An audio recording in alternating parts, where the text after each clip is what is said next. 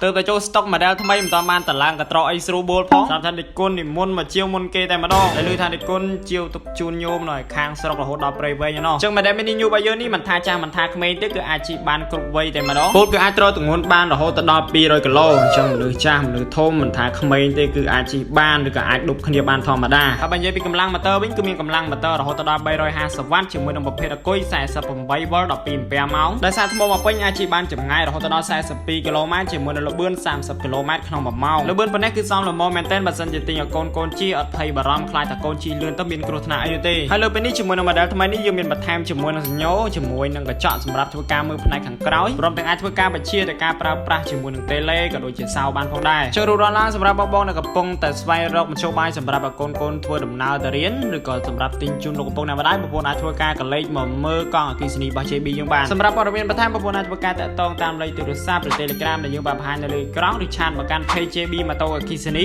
រាទីតាំងហាងរបស់យើងគឺស្ថិតនៅលើផ្លូវ271សកាត់ទឹកល្អ3ខណ្ឌទួលគោករាជធានីភ្នំពេញ